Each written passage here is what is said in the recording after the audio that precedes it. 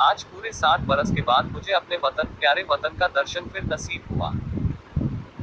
जिस वक्त मैं अपने प्यारे देश से विदा हुआ और किस्मत मुझे पश्चिम की तरफ ले चली, मेरी उठती जवानी थी। मेरी रगों में ताजा खून दौड़ता था और सीना उमंगों और बड़े बड़े इरादों से भरा हुआ था। मुझे प्यारे हिंदुस्तान से किसी जालिम की सख्तियों और इंसाफ के जबरदस्त हाथों ने अलग नहीं किया था। नहीं, जालिम का जुल्म और कानून की सख्तियां मुझसे जो चाहे करा सकती हैं, मगर मेरा वतन मुझसे नहीं छुड़ा सकती। यह मेरे बुलंद इरादे और बड़े बड़े मंसूबे थे जिन्होंने मुझे देश निकाला दिया। मैंने अमेरिका में खूब व्यापार किया, खूब दौलत कमाई और खूब ऐश किए। भाग्य से बीवी भी ऐसी पाई जो अपने रूप में बेजोड़ थी, जिसकी खूबसूरती की चर्चा सारे अमेरिका में फैली हुई थी और जिसके दिल में किसी ऐसे ख्याल की गुंजाइश भी न थी जिसका मुझसे संबंध न हो। मैं उस पर दिलोजान से न्यौछावर था और वह मेरे लिए सब कुछ थी। मेरे 5 बेटे हुए, सुंदर, हृष्ट-पुष्ट और नेक, जिन्होंने व्यापार को और भी चमकाया और जिनके भोले, नन्हे बच्चे उस वक्त मेरी गोद में बैठे हुए थे जब मैंने प्यारी मातृभूमि का अंतिम दर्शन करने के लिए कदम उठाया। मैंने बेशुमार दौलत, वफादार बीवी, सपूत बेटे और प्यारे प्यारे जिगर के टुकड़े, ऐसी ऐसी अनमोल नेमतें छोड़ दी, इसलिए कि प्यारी भारत माता का अंतिम दर्शन कर लूं। मैं बहुत बुढ़ा हो गया था। 10 और हो तो पूरे 100 बरस का हो जाऊं, और अब अगर मेरे दिल में कोई आरज़ू बाकी है तो यही कि अपने देश की खाक में मिल जाऊं। यह आरज़ू कुछ आज ही मेरे मन में पैदा नहीं हुई है, उस वक्त की थी जबकि मेरी बीवी अपनी मीठी बातों और नाजुक अदाओं से मेरा दिल खुश किया करती थी। जबकि मेरे नौजवान बेटे सवेरे आकर अपने बूढ़े बाप को अदब से सलाम करते थे, उस वक्त भी मेरे जिगर में एक कांटा सा खटकता था, और वह कांटा यह था कि मैं यहाँ अपने देश से निर्वासित हूँ। यह देश मेरा नहीं है, मैं इस देश का नहीं। धन मेरा था, बीवी मेरी थी, लड़के मेरे थे और जायदादें मेरी थी, मगर जाने क्यों मुझे रह रहकर अपनी मातृभूमि के टूटे फूटे झोपड़े, 4-6 बीघा मौरूसी जमीन और बचपन के लंगोटिया यारों की याद सताया करती थी, और अक्सर खुशियों की धूमधाम में भी यह ख्याल चुटकी लिया करता कि काश अपने देश में होता।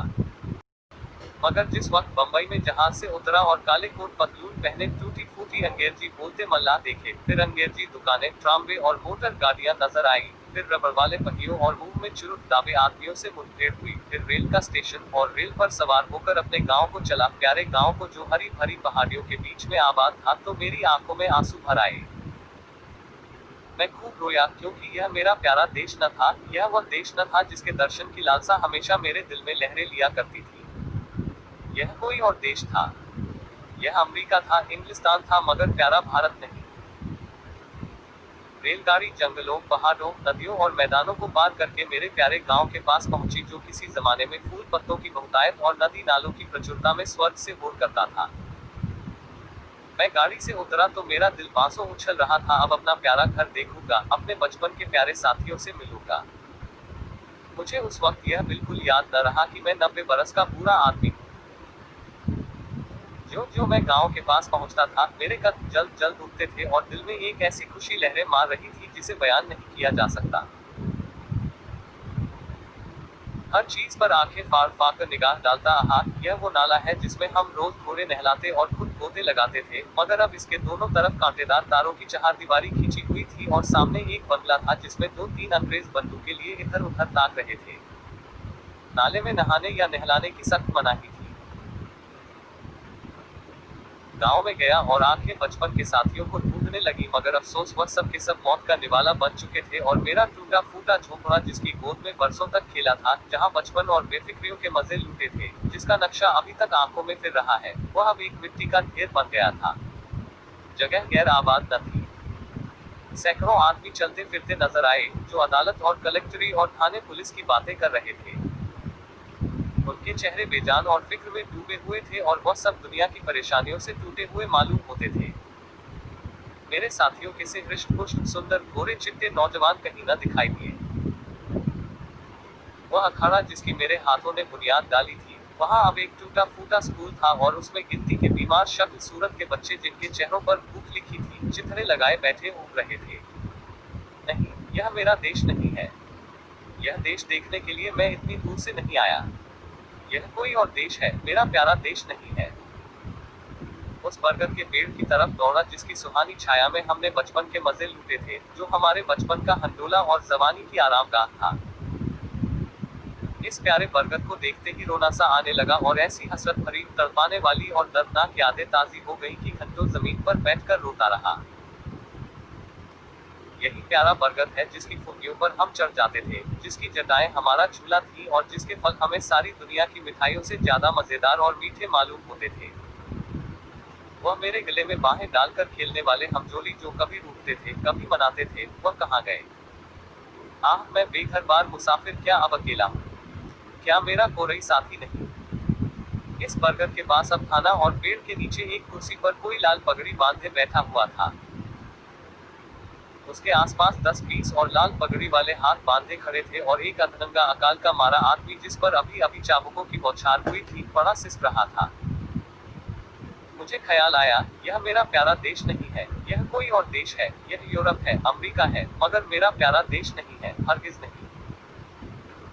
इधर से निराश होकर मैं उस चौपाल की ओर चला जहां शाम को पिताजी गांव के और बड़े बूढ़ों के साथ हुक्का पीते और हंसी दिल्लगी करते थे।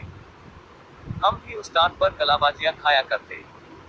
कभी कभी वहां पंचायत भी बैठती थी जिसके सरपंच हमेशा पिताजी ही होते थे। इसी चौपाल से लगी हुई एक गौशाला थी जहां गांव भर की गायें रखी जाती थी और हम यही बछड़ों के साथ कुलेले किया करते थे। अफसोस, अब इस चौपाल का पता न था। वहां अब गांव के टीका लगाने का स्टेशन और एक डाकखाना था। उन दिनों इसी चौपाल से लगा हुआ एक कोल्हाड़ा था जहां जाड़े के दिनों में ऊँट पेरी जाती थी और गुड़ की महक से दिमाग तर हो जाता था। हम और हमारे हमजोली घंटों गंडेरियों के इंतजार में बैठे रहते थे और गंडेरियां काटने वाले मजदूरों के हाथों की तेजी पर अचरज करते थे, जहां सैकड़ों बार मैंने कच्चा रस और पक्का दूध मिलाकर पिया था। यहाँ आसपास के घरों से औरतें और बच्चे अपने अपने घड़े लेकर आते और उन्हें रस से भरवा कर ले जाते। अफसोस, वह कोल्हू अभी ज्यों के त्यों गड़े हुए हैं, मगर देखो, कोल्हाड़े की जगह पर अब एक सन लपेटने वाली मशीन है और उसके सामने एक तंबोली और सिगरेट की दुकान है। इन दिल को छलनी करने वाले दृश्यों से दुखी होकर मैंने एक आदमी से जो सूरत से शरीफ नजर आता था कहा, बाबा, मैं परदेशी मुसाफिर हूँ, रात भर पड़े रहने के लिए मुझे जगह दे दो। इस आदमी ने मुझे सर से पैर तक घूर कर देखा और बोला, आगे जाओ, यहाँ जगह नहीं है। मैं आगे गया और यहाँ से फिर हुक्म मिला, आगे जाओ। 5वीं बार सवाल करने पर एक साहब ने मुट्ठी भर चने मेरे हाथ पर रख दिए। चने मेरे हाथ से छूटकर गिर पड़े और आंखों से आंसू बहने लगे। हाय, यह मेरा प्यारा देश नहीं है, यह कोई और देश है। यह हमारा मेहमान और मुसाफिर की आवभगत करने वाला प्यारा देश नहीं, हरगिज नहीं। मैंने एक सिगरेट की डिबिया ली और एक सुनसान जगह पर बैठकर बीते दिनों की याद करने लगा कि एकाएक मुझे उस धर्मशाला का ख्याल आया जो मेरे परदेश जाते वक्त बन रहा था। मैं उधर की तरफ लपका कि रात किसी तरह वही काटूं, मगर अफसोस, हाय अफसोस, धर्मशाला की इमारत ज्यों की त्यों थी, लेकिन उसमें गरीब मुसाफिरों के रहने के लिए जगह न थी। शराब और शराबखोरी, जुआ और बदचलनी का वहां अड्डा था।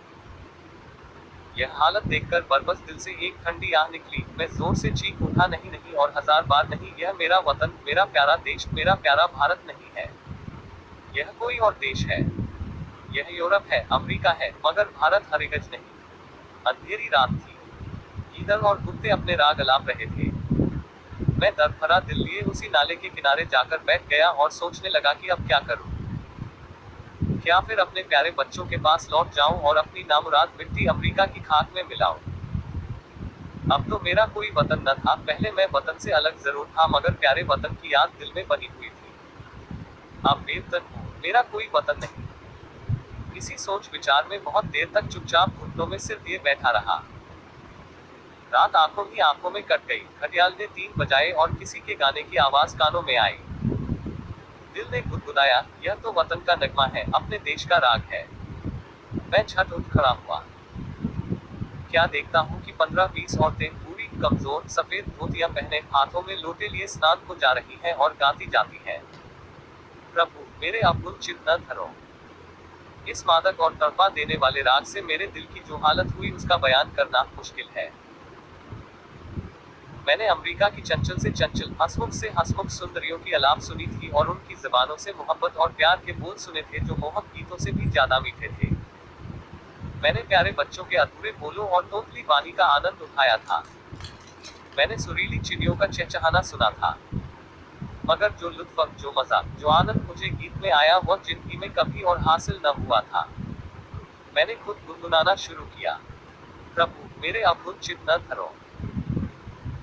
तन में हो रहा था कि फिर मुझे बहुत से आदमियों की बोलचाल सुनाई पड़ी और कुछ लोग हाथों में पीतल के कमंडल लिए शिव शिव हर हर गंगे गंगे नारायण नारायण कहते हुए दिखाई दिए। मेरे दिल ने फिर गुदगुदाया, यह तो मेरे देश प्यारे देश की बातें हैं। मारे खुशी के दिल बाग बाग हो गया। मैं इन आदमियों के साथ हो लिया और 1 2 3 4 5 6 मील पहाड़ी रास्ता पार करने के बाद हम उस नदी के किनारे पहुंचे जिसका नाम पवित्र है, जिसकी लहरों में डुबकी लगाना और जिसकी गोद में मरना हर हिंदू सबसे बड़ा पुण्य समझता है। गंगा मेरे प्यारे गांव से 6 7 मील पर बहती थी और किसी जमाने में सुबह के वक्त घोड़े पर चक्कर गंगा माता के दर्शन को आया करता था। उनके दर्शन की कामना मेरे दिल में हमेशा थी। यहाँ मैंने हजारों आदमियों को इस सर्प ठिठुरते हुए पानी में डुबकी लगाते देखा। कुछ लोग बालू पर बैठे गायत्री मंत्र जप रहे थे, कुछ लोग हवन करने में लगे हुए थे, कुछ लोग माथे पर टीके लगा रहे थे, कुछ और लोग वेद मंत्र सस्वर पढ़ रहे थे। मेरे दिल ने फिर गुदगुदाया और मैं जोर से कह उठा, हाँ हाँ यही मेरा देश है, यही मेरा प्यारा वतन है, यही मेरा भारत है। और इसी के दर्शन की, इसी की मिट्टी में मिल जाने की आरज़ू मेरे दिल में थी। मैं खुशी में पागल हो रहा था। मैंने अपना पुराना कोट और पतलून उतार फेंका और जाकर गंगा माता की गोद में गिर पड़ा, जैसे कोई नासमझ भोला भाला बच्चा दिन भर पराये लोगों के साथ रहने के बाद शाम को अपनी प्यारी माँ की गोद में दौड़कर चला आए, उसकी छाती से चिपट जाए। हाँ, अब अपने देश में हूँ। यह मेरा प्यारा वतन है, यह लोग मेरे भाई, गंगा मेरी माता है। मैंने ठीक गंगा जी के किनारे एक छोटी सी झोपड़ी बनवा ली है और अब मुझे सिवाय राम नाम जपने के और कोई काम नहीं। मैं रोज शाम सवेरे गंगा स्नान करता हूँ और यह मेरी लालसा है कि इसी जगह मेरा दम निकले और मेरी हड्डियां गंगा माता की लहरों की भेंट चढ़े। मेरे लड़के और मेरी बीवी मुझे बार बार बुलाते हैं, मगर अब मैं यह गंगा का किनारा और यह प्यारा देश छोड़कर वहां नहीं जा सकता। मैं अपनी मिट्टी गंगा जी को सौंपूंगा।